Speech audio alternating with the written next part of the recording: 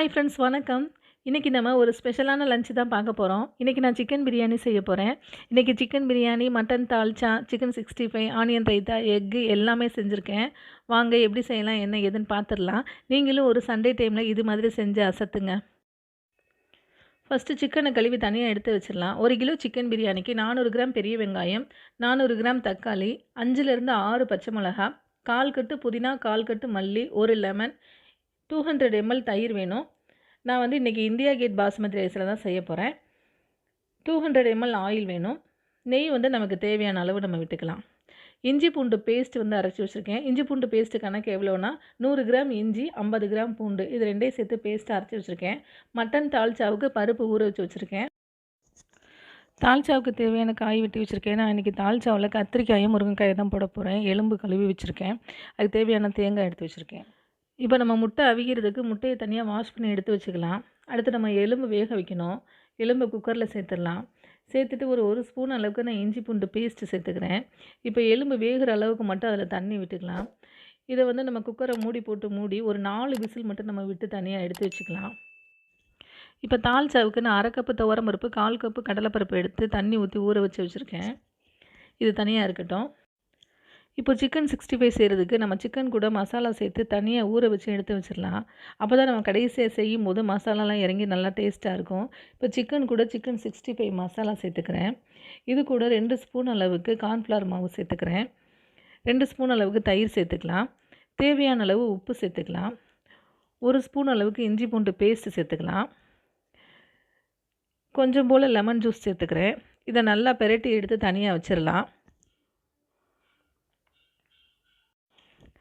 இப்போ எலும்பு வெந்துருச்சான்னு பார்த்துடலாம். விசில் போயிடுச்சு. எலும்பு நல்லா வெந்துருச்சு. இப்போ இது கூட நம்ம ஊற வச்சு வச்சுருக்க பருப்பை சேர்த்துக்கலாம். பருப்பு வேகிறதுக்கு தேவையான அளவு தண்ணி சேர்த்துக்கலாம். 1/4 டீஸ்பூன் அளவுக்கு மஞ்சள்தூள் சேர்த்துக்கலாம். இப்போ இதை ஒரு 2 விசில் போட்டு தனியாக எடுத்து வச்சுக்கலாம். அடுத்து நம்ம ஆனியன் ரைத்தா பண்ணிடலாம். ஆனியன் ரைத்தா பண்ணுறதுக்கு நான் ஏற்கனவே ஆனியன் கட் பண்ணி வச்சுருக்கேன். அது கூடவே ஒரு சின்ன சைஸ் கேரட் எடுத்து கட் பண்ணி வச்சுருக்கேன். நம்ம தயிரை சேர்த்துடலாம். வாசனைக்காக கொஞ்சம் போல் மல்லித்தலை சேர்த்துக்கலாம். ஆனியன் ரைத்தா நான் சொல்கிற மெத்தடில் செஞ்சு பாருங்கள், ரொம்பவே டேஸ்ட்டாக இருக்கும். ஆனியனை சின்ன சின்னதாக கட் பண்ணிவிட்டு ஒரு 10 நிமிஷத்துக்கு உப்பு போட்டு தனியாக பிசைஞ்சு எடுத்து வச்சுருங்க. அதுக்கப்புறமா நீங்கள் தயிரை சேர்த்திங்கன்னா உதிரியாக ஆனியன் ரொம்பவே டேஸ்டியாக இருக்கும். நீங்கள் இது மாதிரி ஒரு தடவை ட்ரை பண்ணி பாருங்கள். இப்போ நம்ம பிரியாணி செய்கிறதுக்கு அரிசியை தனியாக அளந்து எடுத்து வச்சுக்கலாம். ஏன்னா பிரியாணிக்கு தண்ணி அளவு ரொம்ப முக்கியம். நான் இதில் 3 கிண்ணம் அரிசி எடுத்துருக்கேன். இந்த கேப்பில் நம்ம முட்டையை அவிய போட்டு எடுத்துக்கலாம். இப்போ பிரியாணிக்கு தேவையான மசாலாவை நம்ம ரெடி பண்ணிக்கலாம். பட்டை, லவங்கம், ஏலக்காய் எல்லாமே 2 கிராம் அளவுக்கு எடுத்து தனியாக நான் பொடி பண்ணி வச்சுருக்கேன். இப்போ பிரியாணி பாத்திரத்தை எடுத்து அடுப்பில் வச்சுக்கலாம். பாத்திரம் நல்லா காஞ்சு வந்ததும் 200 ml ஆயில் விட்டுக்கலாம். இப்போ நம்ம வெங்காயத்தை சேர்த்துக்கலாம். பிரியாணிக்கு வந்து வெங்காயம் எப்போவுமே ரொம்ப ப்ரௌனிஷாக வதங்கணும். ஒரு 20 நிமிஷமாக தான் ஆகும் அது வதங்கி முடிக்கிறதுக்கு. அதனால் பிரியாணிக்கு வெங்காயத்தை நம்ம ரொம்ப பொறுமையாக வதக்கணும். அப்பப்போ எடுத்து வதங்கிருச்சான்னு பார்த்துக்கோங்க, இல்லைன்னா கருகிரும். இப்போ நம்ம பிரியாணி வெங்காயத்தை வதக்கும் போதே அதுக்கு தேவையான அரிசியை ஊற வச்சு எடுத்து வச்சிடணும் தனியாக.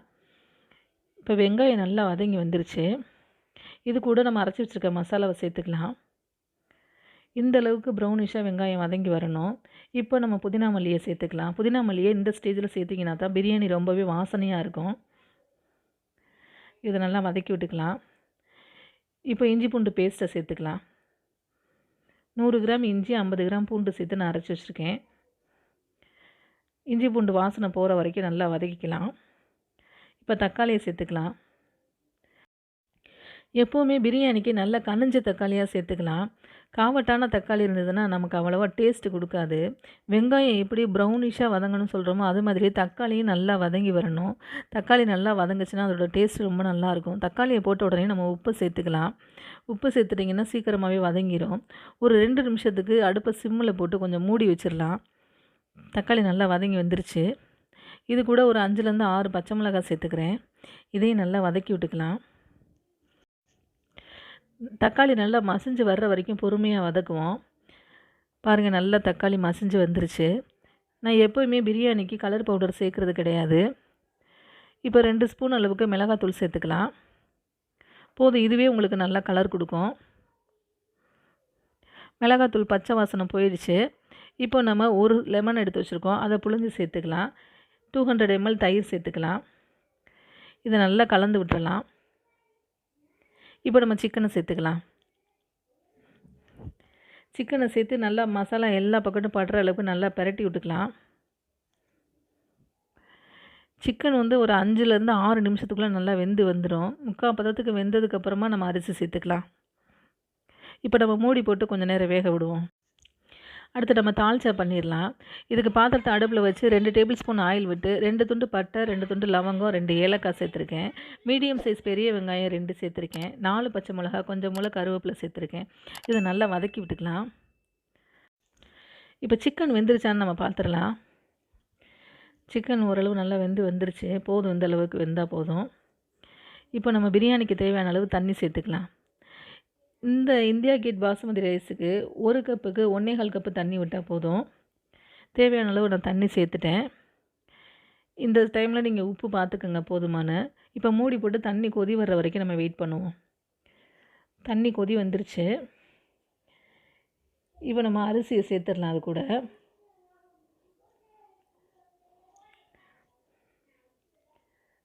அரிசியை சேர்த்துட்டு ரொம்ப நேரம் நீங்கள் கரண்டி விட்டு கிண்டிகிட்டே இருக்கக்கூடாது, அரிசி உடஞ்சிரும். சேர்த்துட்டு ஒரு தடவை மட்டும் நல்லா பிரட்டி விட்டுட்டா போதும். ஓரத்தில் கொடுத்து மட்டும் எப்போவுமே பிரட்டுங்க. அவ்வளோதான். இப்போ நல்லா கொதி வர அளவுக்கு ஸ்பீடாக அடுப்பை வச்சுட்டு மூடி போட்டு விட்டுறலாம்.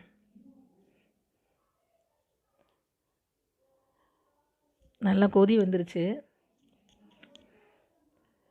அரிசி நல்லா வெந்து வருது பாருங்கள். இந்த தண்ணியெலாம் கொஞ்சம் வற்றி வர்ற வரைக்கும் நம்ம அப்பப்போ எடுத்து லைட்டாக பிரட்டி விட்டுக்கலாம். இப்போ மூடி போட்டு விட்டுறலாம். இப்போ வெங்காயம் நல்லா வதங்கிருச்சு. தாளிச்சாவுக்கு தக்காளியை சேர்த்துடலாம். 2 தக்காளி வெட்டி வச்சுருக்கேன், அதை சேர்த்துக்கிறேன். உப்பு போட்டுக்கலாம். தக்காளி நல்லா வதங்கணும், வதங்கி வரட்டும். 1 ஸ்பூன் அளவுக்கு இஞ்சி பூண்டு பேஸ்ட்டு சேர்த்துக்கிறேன். அதுவும் பச்சை வாசனை போகிற வரைக்கும் நல்லா வதங்கட்டும். கொஞ்சம் நேரம் மூடி போட்டு விட்டுறலாம். இப்போ பாருங்கள், பிரியாணி நல்லா தண்ணியெலாம் வற்றி வந்துருச்சு. அடுப்பை குறைச்சிடலாம். இந்த ஸ்டேஜில் நம்ம தம் போட்டோம்னா கரெக்டாக இருக்கும். இப்போ ஒரு தோசை தவாவை அடுப்பில் வச்சு தவா நல்லா காஞ்சதுக்கப்புறமா பிரியாணி தூக்கி அது மேலே வச்சிடலாம். அது மேலே ஒரு பாத்திரத்தில் தண்ணி வச்சு தம்மில் விட்டுறலாம். இப்போ ஒரு 10 நிமிஷமாக தம்மில் இருந்துச்சு. இப்போ தண்ணியெலாம் நல்லா வற்றி வந்துருச்சு. இந்த ஸ்டேஜில் நம்ம நெய்யை சேர்த்துக்கலாம். தேவையான அளவு நெய் சேர்த்துட்டு ஒரு 2 பெரட்டு மட்டும் பெரட்டி விட்டுக்கலாம். பெரட்டி விட்டுட்டு இப்போ நம்ம அடுப்பை ஆஃப் பண்ணிடலாம். போதும், பிரியாணி நல்லா வெந்து வந்துருச்சு. பிரியாணி ரெடி ஆயிடுச்சு. இப்போ நம்ம மூடி போட்டு அப்படியே விட்டுறலாம். நம்ம சாப்பிடும்போது நீ எடுத்தால் போதும். அவ்வளோதான், பிரியாணி ரெடி ஆயிடுச்சு. இப்போ தால்ச்சாவை பார்த்துடலாம். இப்போ நம்ம தால்ச்சாவை பார்க்கலாம். தக்காளி நல்லா வதங்கி வந்துருச்சு. இது கூட ஒரு 1/4 டீஸ்பூன் அளவுக்கு மஞ்சத்தூள் சேர்த்துக்கிறேன். ஒரு 2 ஸ்பூன் அளவுக்கு சாம்பார் பொடி சேர்த்துக்கிறேன். மசாலாவை நல்லா எண்ணெயிலே பிரட்டி விட்டுட்டு இப்போ காயையும் சேர்த்துடலாம். நான் இன்றைக்கி தால்ச்சா பண்ணுறதுக்கு கத்திரிக்காயும் முருங்கைக்காயும் மட்டும்தான் எடுத்திருக்கேன். இது கூட வாழைக்காய், உருளைக்கிழங்கு, மாங்காய் எல்லாமே தேவைன்னா சேர்த்துக்கலாம். இப்போ மசாலாவை காயோடு சேர்த்து நல்லா பிரட்டி விட்டுடலாம். பிரட்டி விட்டுட்டு அடுப்பை சிம்மில் வச்சுட்டு ஒரு 2 நிமிஷத்துக்கு மூடி போட்டு அப்படியே விட்டுறலாம். இது இந்த எண்ணெயிலே லைட்டாக வதங்கினா தான் கத்திரிக்காயோட காரல் வாட போகும். காய் இந்தளவு வதங்கி வந்தால் போதும். இதை ஒரு பிரட்டி விட்டுக்கலாம். அடி பிடிச்சிடக்கூடாது. இப்போ நம்ம வேக வச்சு வச்சுருக்க எலும்பு, பருப்பு 2 இதில் எடுத்து சேர்த்துக்கலாம். தாளிச்சாவுக்கு தேவையான அளவு தண்ணியும் சேர்த்துக்கலாம். நல்லா கலந்து விட்டுறலாம். அடுப்பை நல்லா ஸ்பீடில் வச்சு மூடி போட்டு கொஞ்சம் நேரத்துக்கு வேக விட்டுறலாம். காய் நல்லா வெந்து வரட்டும். இப்போ நம்ம சிக்கன் 65 செஞ்சிடலாம். எண்ணெய் நல்லா காஞ்சிருச்சு. மசாலா போட்டு ஊற வச்சுருக்க சிக்கன் எடுத்து இதில் சேர்த்துடலாம். நான் இதுலேயுமே கலர் பவுடர் எதுவுமே சேர்க்கலை. சிக்கன் 65 செய்யும்போது எப்போயுமே அடுப்பை ரொம்ப அதிகமாக வைக்க வேண்டாம். மீடியமில் வச்சு பொரிச்சு எடுத்தால் தான் நல்லாயிருக்கும். இல்லைன்னா மேலே மட்டும் கருகின மாதிரி ஆகிடும், உள்ளுக்கு வெந்திருக்காது. அவ்வளோதான், சிக்கன் 65 நல்லா வெந்துருச்சு, ரெடி ஆயிடுச்சு. இது ஒரு பாத்திரத்தில் எடுத்துக்கலாம். இப்போ தாளிச்சாவுக்கு நான் ஒரு சொல அளவுக்கு புளி ஊற்றிருக்கேன். அது நல்லா கொதித்து வரட்டும். இப்போ இது கூட ஒரு 2 ஸ்பூன் அளவுக்கு தேங்காய் பால் சேர்த்துக்கலாம். அவ்வளோதான், லைட்டாக கொதி வந்ததுக்கப்புறம் இறக்கிடலாம். தாளிச்சா ரெடி ஆயிடுச்சு. சிக்கன் எல்லாத்தையுமே நான் பொரித்து எடுத்துக்கிறேன். எப்பயுமே சிக்கன் 65 செய்கிறதுக்கு இந்த மாதிரி சின்ன சின்ன பீஸாக கட் பண்ணிக்கோங்க. ஹோட்டலில் வந்து ரொம்ப பெரிய பாத்திரம் வச்சு செய்வாங்க. அதனால் பெரிய பீஸ்லாம் போட்டால் சீக்கிரமாகவே வெந்திருக்கும் அவங்களுக்கு. நமக்கு சீக்கிரம் வேகாது. அதனால சின்ன சின்னதாக கட் பண்ணிக்குவோம். இப்போ நல்லா மணக்க மணக்க சிக்கன் பிரியாணி ரெடி ஆயிடுச்சு. இந்த வீடியோ உங்களுக்கு பிடிச்சிருந்துச்சுன்னா நம்ம சேனலை சப்ஸ்கிரைப் பண்ணுங்கள், லைக் பண்ணுங்கள், ஷேர் பண்ணுங்கள். நன்றி.